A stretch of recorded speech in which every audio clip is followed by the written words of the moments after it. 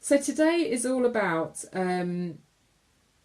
that terrible thing that happens over the festive period where we end up having eaten too much, drunk too much, spent too much, fallen out with our relatives, and generally end up this period of time feeling pretty worn out and feeling like it's all been very, very hard work. What I'm going to do is run through a few key areas for all of you, but as well, there's been some amazing questions that you've asked in the group. So I definitely want to address some of those specific questions as well. I mean, some of the main things that that seem to have come up is that this is a really challenging time of year. And I know for one, I had two parties I was supposed to be going to last night.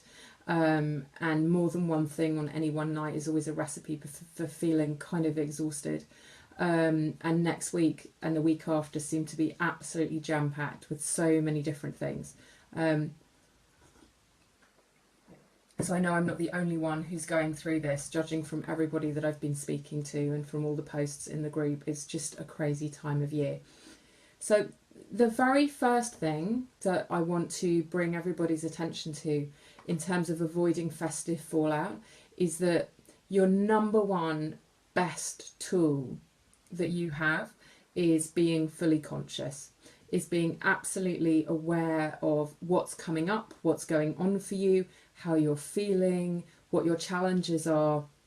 Because if you just bury your head in the sand, that is when you might come out the other end feeling amazing and rested and not really hungover and not like your jeans are too tight. But the chances are that if you don't plan ahead and you don't get conscious with what's approaching, it's going to be really hard for you to avoid festive fallout. So this is a good moment to figure out what are your biggest challenges, what are the flashpoints, what are your biggest triggers, what are the things that you really need to think through. Because if those big things you've thought through, it's just going to make everything run a whole lot more smoothly.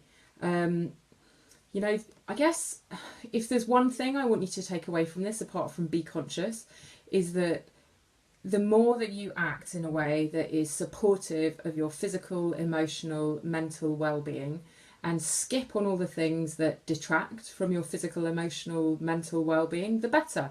The better it's going to be. And obviously that's not something that just applies to the festive time of year, but it's definitely something that applies even more so now, where you're not being selfish if you do that. It's not selfish to put looking after yourself as your number one priority, because you will give so much better to everyone else. There's a particular member of my family, who I'm not going to name, who gets quite manic and stressed out at big family gatherings and anything where there's loads and loads of pressure, and actually it's not always the most fun to be around. And don't be that person who's overexhausted, really stressed, won't accept any help, just, soldiering on through. That's a recipe for disaster, right? If you want to enjoy it and you want everyone around you to enjoy this period of time, put your own well-being as your number one priority, whatever that means for you. So let's talk about well-being a little bit now. The reason I'm glancing down is because I've made loads of notes and I don't want to miss anything important out for you. Is about not getting too tired and overwhelmed. This is such a busy time, and something that I've found works really well at this time of year is to make sure that you're pacing yourself in terms of all the social activities that are going on. Build in at least 1 or 2 rest nights every single week where you can just retreat, re-energize, get as much sleep as you need, switch your phone off so that you're not constantly texting and having calls and stuff going on. Get off social media, give yourself a break, and make sure you do whatever it is that when you retreat, you feel amazing afterwards. Something that will generally make you feel amazing. I don't know about you, but when I was younger, when it was the festive time, we always used to watch Blackadder at home, and whatever your version is of some kind of old comedy show that makes you reminds you of home and happiness and giggly times, that's a really amazing thing to do on your retreat nights, because the next day you'll have had loads of sleep, You won't have had to interact with too many people, which is, can be quite stressful if you have to do it all the time at this time of year. And also you'll have done loads of laughing, and just remembering that this is a fun, happy time of year is really important. So make sure you're factoring in those quiet times. As I said, get fully conscious, get your diary out, figure out what those nights are, black them out. Don't let anything or anybody get in the way of needing to have lots of quiet time built in with it. Figure out, in terms of all the things that you get invited to and everything that's going on, you can put things into different categories, like things that you have to go to and that you really want to go to, so non-negotiables, and then the like nice to haves, or well, I should probably go to that but I'm not sure if I really want to, and then the oh god, don't make me go to that, I really don't want to go. So the things that you desperately don't want to go to, just don't go. There's presumably a way to get out of them. If there isn't, then there's a way to make it work where you just dip in and dip out quickly. But prioritise your energy in terms of what you do have to go to and what you don't have to go to, and the things that you really want to do.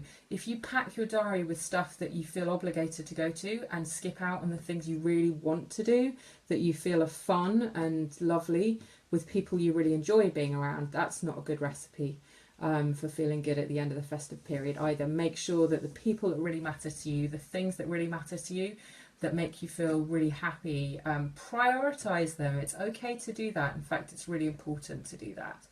And I guess if you can't take a whole night off, if you've got an absolutely crazy week where you're out all night, every night, see if there's one or two occasions where you can skip off a little bit early, where you don't have to be the last person standing at the bar.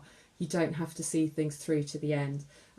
If it's a really big event, especially if it's a huge work function with loads and loads of people there, the chances are that actually no one will really notice if you skip off a little bit early. If it's a small event, a dinner, a get-together, quite an intimate gathering, then it's a good idea to let the organiser know early, well before the event starts, a couple of days in advance, that actually you've had a really packed calendar, that you need to take care of yourself and you're going to stay for an hour or two, but actually you need to leave by 9 o'clock, or whatever your boundary is. It's absolutely fine to not stay to the end. Something else in terms of not getting too tired and not getting too exhausted is that over this period, in terms of taking care of yourself, it's so important to keep up with things like exercise and healthy eating that are really supporting you. Lots of people find that when they change their drinking and their life starts to feel better, that they start to get back into some kinds of exercise, or doing more exercise, or perhaps it's yoga for you, or just going for lots of nice lovely walks. Whatever it is that makes you feel really good, this is not the time to drop them at all. And in terms of healthy eating, don't drop that. If you've got parties every evening, be super healthy during the day, and know that perhaps, come the evening, it's not going to be what you're normally eating perhaps, but that's okay because you're doing your best during the day. And this is definitely a good time to make sure that you're staying fully hydrated as well. It will really help in terms of your energy. It will really help in terms of not eating and drinking too much of the wrong things. And hey, I'm on the water as well. It's pretty much my number one tool for health, drinking loads of water. So make sure that you're still doing that. One of the other things I know I already mentioned at the beginning about just being fully conscious and going through this period with your eyes wide open about what's expected of you and what you're volunteering for socially and in every other way. Something else to be really aware of is that this is a really good time to be very present if you don't want to get too tired and too overwhelmed. If you already have a meditation practice or a mindfulness practice, keep going with it. You will find it so helpful. And if you don't, or even if you do, this is a really good time to introduce little moments during the day where you just check in with yourself. You stop, notice what's going on all around you, have a little check-in with yourself internally. How are you feeling physically? How are you feeling emotionally? A really good way to do that is to set 2 or 3 random reminders on your phone each day to just ping up and remind you to stop, pause and breathe. And these are moments where you want to just take 2 or 3 breaths, really nice deep breaths, fill your lungs, let it all go, feel your feet on the ground, which I'm doing right now, and just be aware of everything that's going on for you. Little mindful moments will very much help you not to overdo it. And the more that you check in with yourself throughout the day, the more that when you're at a party or in a situation and you might be about to say yes to something when you should say no, the more you'll have that mindfulness and that self-awareness. So just keep on at that. That will be a very useful tool for you as well. Definitely during this festive period, this is absolutely not the time to isolate either. To keep yourself feeling good, stay connected to the people and really supportive groups like Club Soda that are helping you feel connected, supported, not alone. Now here's the thing, if you are feeling a little bit alone or like it's all got too much or you're very anxious about something, always reach out, whether that's to post in the online group or to reach out to a really good friend and let them know what's going on. And here's the thing, right? This is quite a tricky time of year. Loads of us end up feeling overwhelmed at one point or another. Pretty much everyone, I would say, at some point starts to feel a little bit overwhelmed. So you never know, just by you reaching out to somebody else, it might really help them even more than it's helping you. You might ring up thinking, do you know what, I'm ringing up because I need some support. And the person that you call actually needs support just as much, if not more than you. And that can be another way to help you feel good through this period, is actually just to bear in mind people you know who've been recently bereaved perhaps, or if there's an anniversary coming up that's tough for them around this time of year. People who are single, newly single, people who are alone, reach out to them. Whilst you're staying connected for yourself, it will also greatly benefit them and help you to feel really good about yourself too. So that's a lot of information about not getting too overtired and staying connected, being mindful, all those sorts of things. So I want to move on to one of the big challenge points around this time of year, which is around parties. And not specifically New Year's Eve or Christmas Day, because I'm going to come on to those, but just parties in general, full of people, full of drink, and full of food quite often. So what is the best way to deal with parties? So there's lots of different things to bear in mind on this. When it comes to eating, I would highly recommend, especially if you're going to a party where it's all canapes being passed around and it's so easy to find you've eaten, 23 small sausages in one evening, or maybe that's me, I don't know, maybe nobody else has that issue with canapes, but just in case you do, here's a really good tip. Have a good snack at least half an hour before you go. Something like a banana is really good to have. A bowl of vegetable soup can be really useful. That's less portable if you're going straight from the office though to something.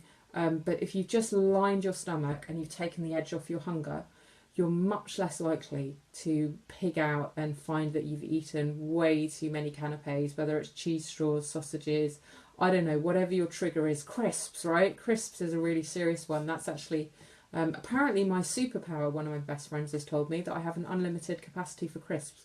Maybe there's some sort of canapé where you have an unlimited capacity for it. Whatever it is, if you've had a good snack beforehand and you're not starving when you get there, you're going to be much less likely to stuff your face with all that kind of food, which is generally not nutritionally amazing, and often full of the least healthy of things that you might want to eat.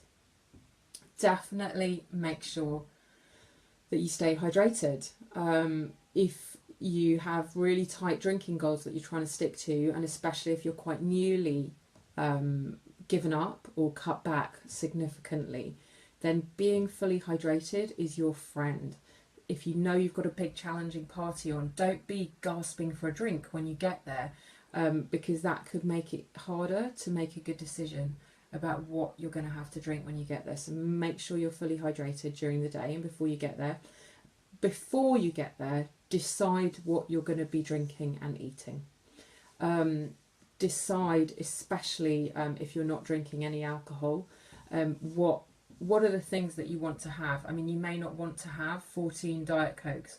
You may want to find out what the options are. If it's a private party that you're going to, find out if there's something that you like that's alcohol free. And if not, don't be afraid to take your own drinks and pace yourself throughout the night. I know it's something that Laura's done on occasion. It's really frustrating, especially when you go to big corporate dues and there's nothing but, you know, orange juice and Coca-Cola.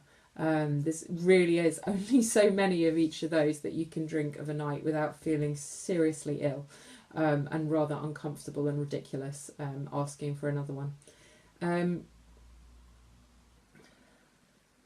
One of the things that comes up often, and this isn't just festive parties, right, is that pressure from other people to drink and questions from people about your drinking.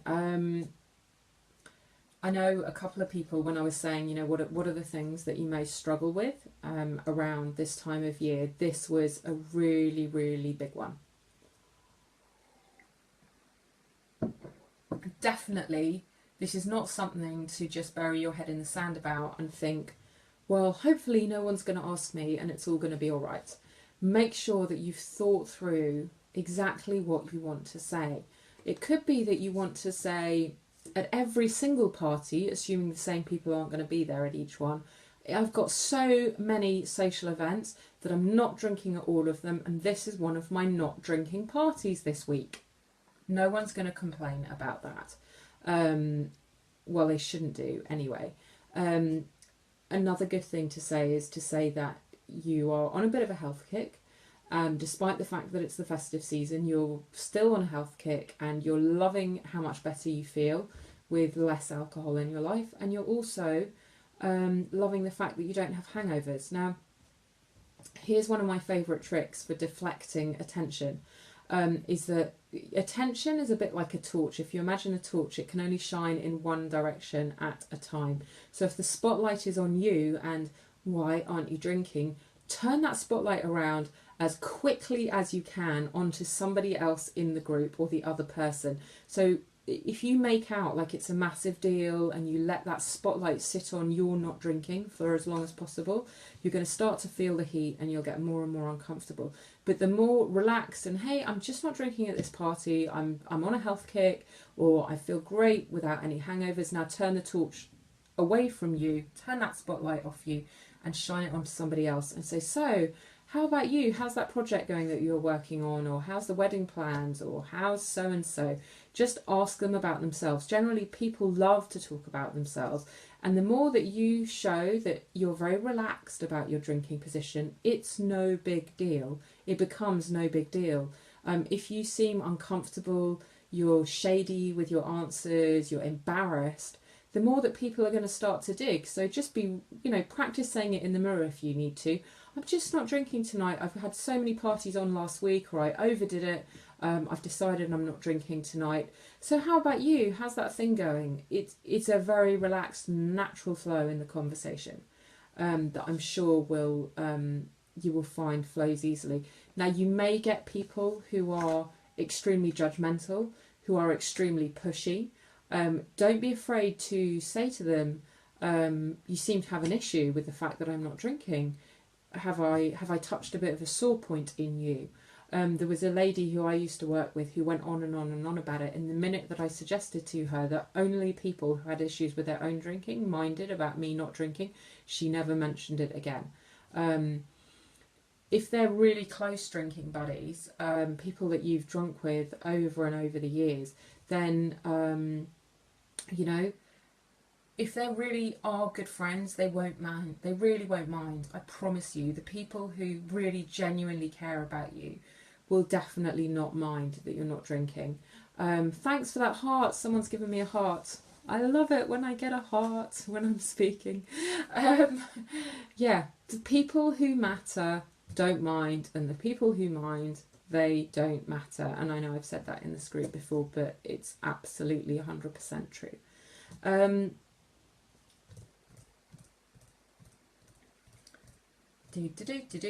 What else about parties, eating and drinking? Yeah, 3 more things. First of all, get an ally, whether that's somebody at the party or someone who's in your support circle who knows that you're in a challenging situation. Get somebody on your side so that you know that there's someone who, you know, is going to be supportive of you. And if you need to reach out to them across the other side of the room, or if you need to, you know, run to the bathroom and send a quick text saying, oh my God, so-and-so from accounts has been a nightmare tonight, just make sure that you don't feel afraid to reach out and that it's okay. Often, I found, even though I don't drink, there are people who don't want to drink too much, and they're really happy to be like not drinking too much buddies together at a party. The next thing is that there will come a point at all parties when people who are drinking lots stop making sense, and they're not fun to be around anymore. It's totally fine to leave. Give yourself permission to leave earlier. I give you permission to leave. The whole of Club Soda gives you permission if you need to skip out when no one is making sense anymore and everyone's had too much to drink. Just do that. It really is completely fine. And always have an escape route. Know how you're getting home, so that if you do need to just slope off quietly, you know how you're going to get home, whether it's that you drove or that you have signed up with Uber or another taxi firm, or you know exactly how you're going to get home, because the last thing you want is to be the only one leaving and then to have to cause a bit of a drama about, I don't know how I'm going to get home, or wherever you need to get to. So plan before you get there how you're going to escape. Allow yourself to leave when people have stopped making sense. You know, as I said, I went to 2 parties last night. One was a really sober Christmas party where most of us weren't drinking at all, and it was an awful lot of cups of tea and cake and cheese straws, which was lovely. And there were a few people drinking, but then I had to go on to this other party in the East End, and it was, oh, sorry, I just tipped my iPad. And it was full of young, trendy, hipster East End types. It was a good friend of mine's 30th, and I was definitely the oldest person there, I would say. And it was very boozy, and I'd said to myself, right, as soon as the cake's been done, the little birthday speech, and we've given her the gift from all the group of us, I'm going to leave. And I did. And it was an hour later than I'd wanted it to be, because the whole cake and present thing happened an hour later than I'd hoped. But I'd set this limit, and I said, okay, I just don't want to be around people who aren't making sense. It's not fun, right? And going out and being at parties, it's supposed to be fun. At all times, remember that you're supposed to be having fun, okay? If any of this starts to feel like a massive punishment, just don't be afraid to leave and skip out. So something else that came up, that's quite a big topic actually, and for me, I think this has been a real challenge for me in all my 14 years sober, and this will be my 15th sober New Year's Eve. New Year's Eve, what to do about it? It was definitely, for me, it was my biggest party night of the year. I used to pride myself on the fact that I used to go to sleep until January the 2nd at the very earliest. I always thought if I've gone to sleep before January the 2nd, I haven't had a good night. That tells you the scale of the amount that I used to party, right? I didn't take it lightly. It was a serious business. And no one was allowed to go to sleep before January the 2nd unless they were a total wimp. It can be hard.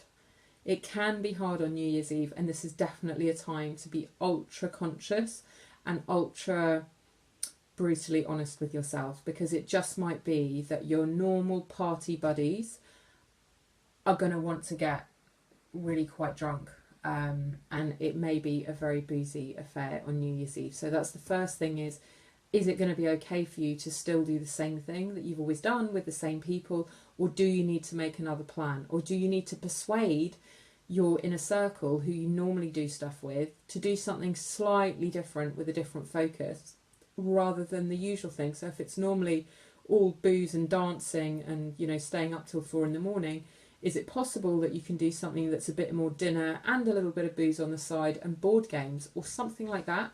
And there's lots of ways that you can still be with the same people, but that it's not a completely booze-centred evening. And actually some really fun New Year's Eves I've had have been all around the fireplace where everyone's playing marginally tipsy or totally sober games like Articulate and Charades and all that sort of thing. And you end up really feeling like you've connected with people. Rather than that you've just like struggled and white knuckled your way through New Year's Eve. Don't white knuckle your way through New Year's Eve, okay? As I said before about parties in general, it's supposed to be fun. Plan something that's fun rather than a challenge for you. And the people who genuinely love you, they're not going to want you to have a shit time on New Year's Eve. Sorry, I just used a swear word. Ooh, maybe you're going to have to edit that out. But yeah. If they really want you there, they'll make it so that it's okay for you. It may be that you need to take your own alcohol-free drinks. You need to plan ahead, as with all other parties, for that. And you know how there's always a bit of a toast and everyone refills their glasses at 10 to midnight and the champagne's going round or whatever before everyone does the countdown and the big Happy New Year thing. If you've taken your own alcohol-free drinks, pace yourself. Make sure you've got a fresh one ready to go just before midnight, because that would be like a really... Oh yeah, Laura's saying she never swears. I know you never swear, Laura, right? Yeah, so make sure when it comes to New Year's Eve that you've got enough alcohol-free drinks to see you at least until like 12:30, okay, so that the whole having a toast moment doesn't become awkward and you feel like, you know... I remember one year I had water and I just felt so pathetic. And also when everyone's busy passing the champagne round, no one's thinking, oh, what about Harriet and her not drinking? I better make sure I get her a sparkling elderflower or whatever. You might need to take care of yourself then. Just be prepared to do that. Have it all planned. Have yourself paced. It will all be completely fine. I think that the New Year's Eve survival plan could be a really great moment to have another club soda buddy where you're able to, or someone else in your support circle where if they're not going to be there that night, you can exchange texts as the evening goes on and go, oh, how are you doing? Is everyone getting drunk at yours? Yeah, they're all getting a bit silly over here. And okay, only another hour to go, so that you feel that you're in it with somebody else, offering each other mutual support. Feeling supported and feeling like you're not alone can make the biggest difference to getting through things like New Year's Eve and having it be fun as well. And remember, you know, you're going to be the one who remembers everything the next day as well.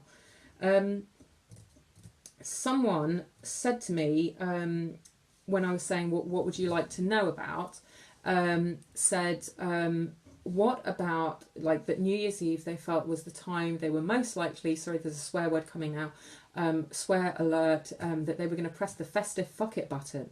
And maybe this is a whole special different kind of fuck it button than the normal fuck it button that we press at other times, right? Because it is without a doubt the two most dangerous words known to anyone trying to change their drinking. Fuck it. And here's the thing.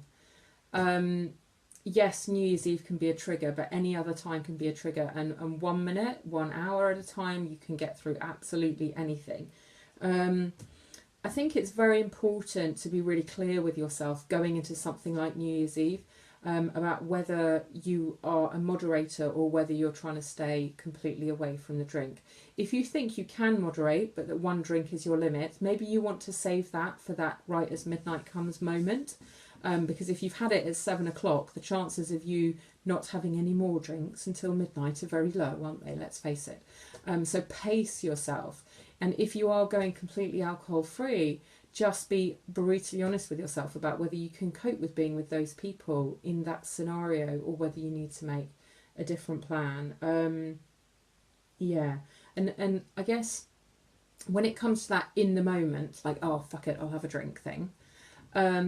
Just know what it's going to look like. I call this winding the tape forward because I'm a bit old, right? And I guess the modern generation would be calling it fast forwarding the MP3 or something.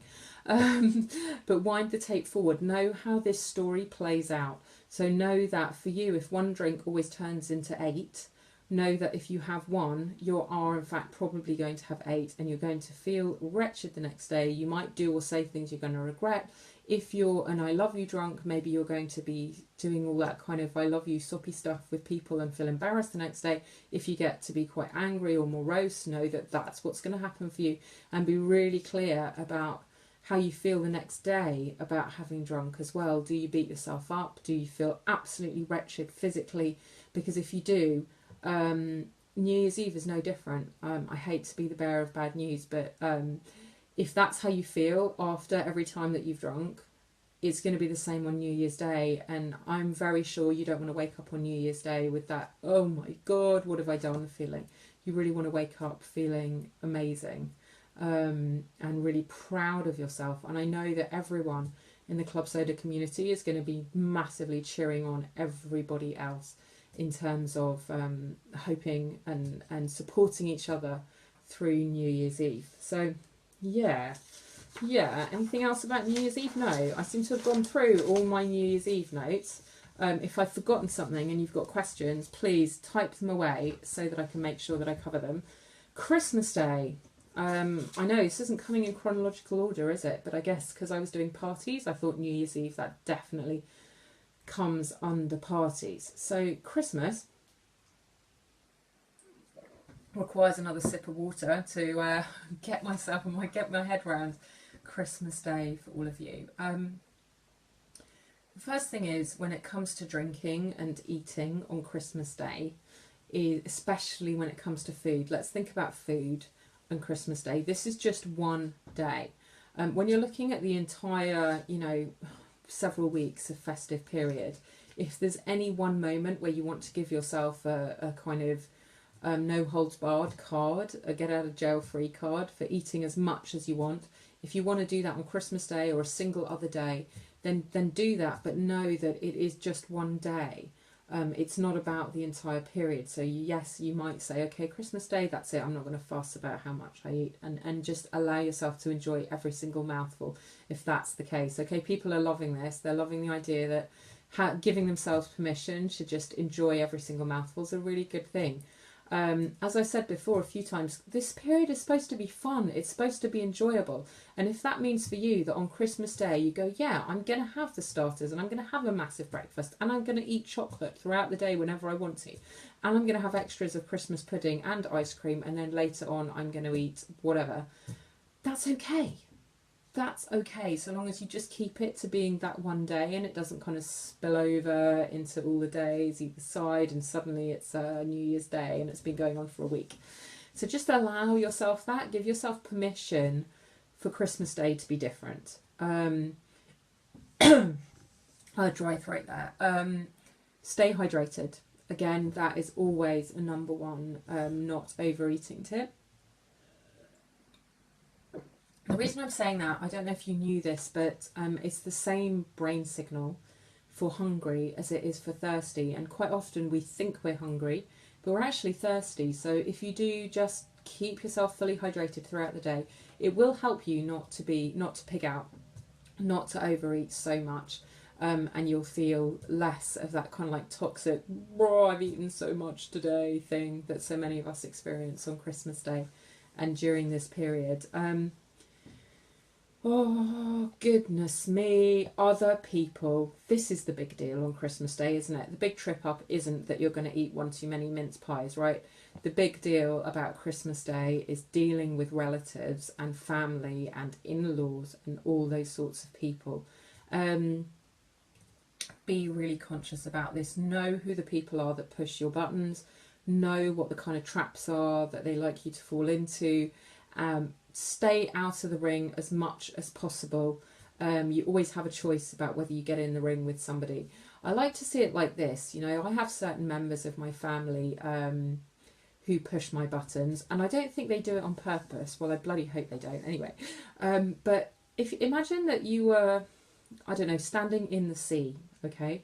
And we all know that the sea has waves, and the waves come and the waves go.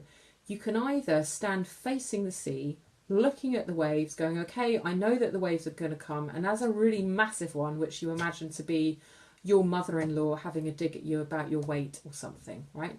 You could either have your back to it and get completely knocked over by it and be like spluttering and then coming up half drowning going, oh my God, I nearly died. Or you can look at it and you can see this thing coming towards you. And as it comes, and as that comment comes, you duck your head under the water and then you hold your breath and then you come back up and go, ah, fine, that didn't knock me for 6. And you can just smile when that stuff happens. You can just go, you can just even throw it back. I had one member of my family who, before any big family do's, would always make a comment that I hadn't done anything with my hair, because my hair only has 2 styles, to be honest, up or down. And this was a male relative, and eventually I started turning it around.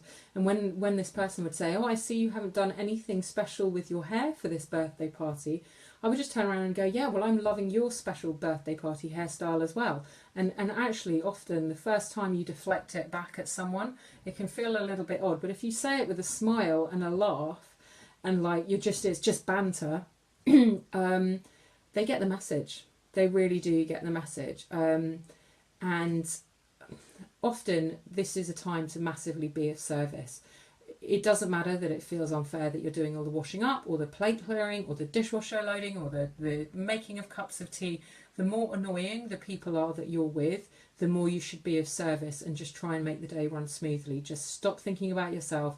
Use that spotlight torch technique that I talked about with tricky people at parties. Deflect the attention away from you. Ask people about themselves. Be of service. Bury yourself in a good book. That's a good one to do. And go out for walks. You can go out and get some fresh air. You can lead a walk of fresh air, especially if there's kids around in the family. It might be an absolute blessed relief for your brothers and sisters if you take their kids out, or you've got any grandchildren. You just say, do you know what, let's go and kick a ball about, or let's just go and walk around the block and get some fresh air and do all that kind of thing. That really helps. If you know that you can have those little escapes during the day and not have to be in this claustrophobic environment. Definitely be aware of your triggers. Now, with people there was somebody who was commenting in the group saying that they have particularly bigoted, racist, tricky relatives. My best advice is this: they are going to be who they are. You don't have any control over other people. But what you do have control over is yourself, your expectations, and your reactions and your responses. So if you expect that they're going to be like that, rather than hoping that they won't be and then getting disappointed and frustrated, right? Just expect the worst, so that when it comes, you can go, oh, yeah, here's that wave. Okay, here it is. Great. Just nice to see that so-and-so is still the same as they always were. And you don't need to get in the ring with them. You can if you want to, but again, don't expect the other person to behave any differently to how they've always behaved before. Just know what you're getting yourself in for. I know that questions from close family about people who've recently changed their drinking was something that came up, so I wanted to make a special focus out of this. Again, I do think this is about having an answer ready. This is about saying something positive, quick, something that you're totally at ease with, like before, at that thing at parties where you just make it out to be no big deal, like, yeah, I'm feeling great at the moment, and how are you, is more than acceptable. Absolutely more than acceptable. If it's a member of your family that you've always shared quite deeply with about what's going on for you, then feel free to dive in a little bit deeper without giving too much away. You can say, you know what, it was making me unhappy, or I'd noticed that I couldn't think so clearly the next day, but I'm so delighted that I can now. I'm doing so much better at work, or I'm enjoying whatever it is about life so much more. I think that when you focus on the positives and what you're getting from it, it's very hard for people who genuinely care about you to be critical. And it says so much more about them than it does about you if they're critical. And if people want to shoot you down, you don't have to get in the ring with them. You can just say, that's a very interesting perspective. I'm going to give that some thought. And then say, right, who'd like a cup of tea now? Or everyone's glasses need refilling. Or I'm going to go and check on the potatoes. Whatever it is. You don't have to stick around and take loads of criticism. You can acknowledge it. You can say thank you, that's interesting, I'll give it some thought, and then you can physically move away, or you can turn the conversation onto something totally different. Maybe have a few topics in mind, like, I don't know, all the famous musicians who've died this year and how weird and awful that is, or what do you think about the winner of X Factor, or try and steer away from politics, right? Although pretty much everyone thinks Donald Trump is awful, so that could be something, you know, to unite everybody. Think about things that unite, such as the little child in the family who's being so sweet, or something that you all care about. When things get critical and polarizing, try to bring everybody back together again in that way. I mean, obviously, if this happens a lot during the day and you suddenly keep bringing up Donald Trump, it could look a little bit weird. So do feel free to just remove yourself from those kind of people. You don't have to stick around with them for too long. Yeah, I know quite a few people mentioned about recent losses, actually, and that Christmas Day was going to be a big emotional trigger for not having that person around anymore. This might be your first Christmas without them, or perhaps you lost them around this time last year and it's all, you know, a few years ago, and so Christmas is a really big trigger. And this is actually a situation that's very relevant for me as well, because my father-in-law, or outlaw, since I divorced his son, my outlaw, he unexpectedly passed away about a month ago, and it was a big shock for everybody. And he's not going to be there this Christmas. I think this is one of those situations where, of course, it's normal to feel emotional. Expect yourself to find it difficult, to find it emotional, to find that you have all kinds of memories, and it might be lovely to say, look, let's have a few minutes where we all remember Grandad or whoever it is who's not there anymore, and talk about happy Christmas memories. You know, do you remember that year when he put on his hat upside down, or the way that he always used to insist that no one was allowed to open their presents before blah blah blah. Like, you can make it into a feature. Don't have it be the white elephant in the room that no one's allowed to mention, because if it's someone who was close for your whole family, it's going to be an emotional and triggering thing for absolutely everybody, and much better to have it acknowledged and everyone can have a hug, maybe a little bit of a tearful moment all together, and it'll bring you all so much closer than if you pretend it's all fine. I mean, it would be a little bit weird to pretend it's all fine, actually. And that's okay, and you can raise a toast to that person, and you can talk about how you're all feeling, and then move on to something else. You know, and yes, it might mean that this is a slightly more challenging Christmas, a slightly more challenging festive period, and for sure, you know, the first one of anything is always weird, and that's okay. Just make sure that you allow yourself to go through it, that you expect that it's going to be like that, and don't give yourself a hard time either for feeling emotional about that. Right? It would be really weird if you just lost or recently lost someone that you loved and you didn't feel a bit emotional on a big day when traditionally the whole family's together. So just allow yourself to feel a bit emotional during that time. Thank you for the comment about my hair looking lovely. I did wash it actually today, so that's nice to know. Thank you for the hair comment. What are a few other things that I wanted to talk about? Plan fun things, yes. Over this festive period, like, it is supposed to be fun, so make sure that if it's very family heavy and it all feels like a great big obstacle course, that you've got fun things with people that you love planned, smattered. I can't even think of what the word is that I'm trying to say. Plan lots of things throughout the period. Things that don't revolve around drinking. Walks, you know, if you live in London, go for a lovely walk along the Thames, go and see the Christmas lights. Say, okay, we're going to do this nice walk and then we're all going to go for a hot chocolate or whatever it is. So that you've got nice, social, lovely, healthy things to do that's not a focus on surviving without drinking. And maybe you have groups of friends where you always get together on Boxing Day or New Year's Day, you always tend to go to the pub or whatever. There's going to be other activities that you can do, or ways of I always say keep the ritual, change the substance. And I think when it comes to these kind of festive things, it's like keep the gathering element of it and just change the activity. so that it's not just sitting in the pub, and people will totally understand, and actually they might be relieved.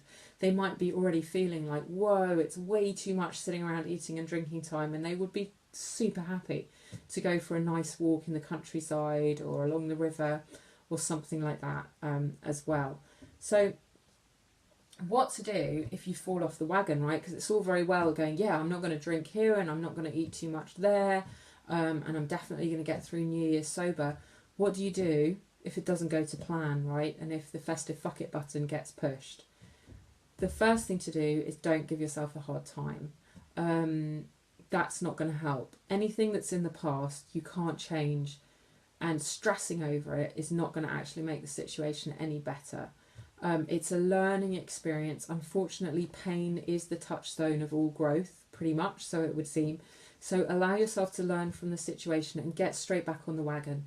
One blowout day in terms of food and drink, if you weren't intending to, doesn't mean a whole 2, 3, 4 weeks of chaos. It means that that one day it didn't go quite to plan. So get back on the wagon as quickly as possible. Don't give yourself a hard time.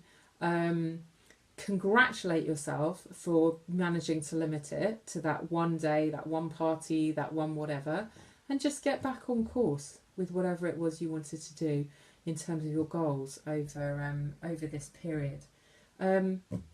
Don't throw the baby out with the bathwater. That's the only comment I've written for myself, is baby bathwater, about falling off the wagon. So yeah, just think of that. Don't throw the baby out with the bathwater.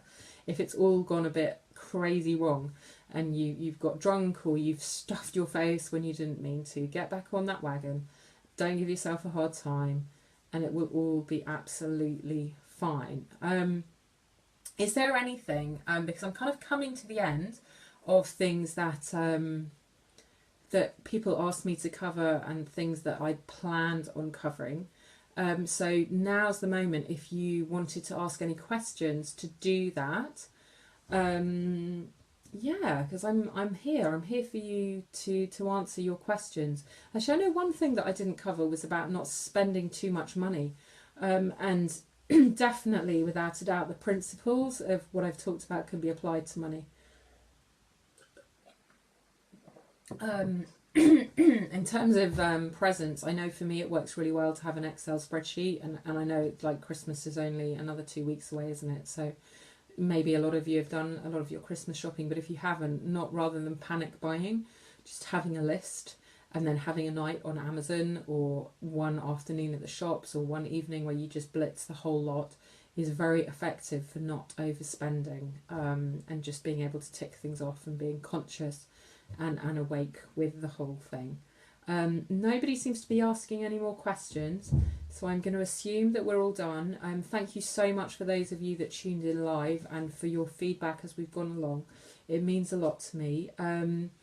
Just so that you know, I will continue to be popping in and out of the Facebook group. I've got various events that I put on myself, or times when I speak. Like I know I'm speaking in the new year on emotionally intelligent goal setting at a meetup in London, and also on how to build more confidence. I've just launched a video program that's for women, all around healing their relationship with themselves and feeling really fabulous and awesome. So if you are interested in any of the other stuff I do, always feel free to ping me a message and get in touch, because I'm totally here for you. I love Club Soda. You're an absolutely amazing group. Stay tight and close to each other. The support is phenomenal, and I just know that together we can all achieve what feels totally impossible alone. So that's my message. Be conscious, stick together, and have fun. All right, I'll see you very soon. I've got to figure out how to switch this off now. There we go.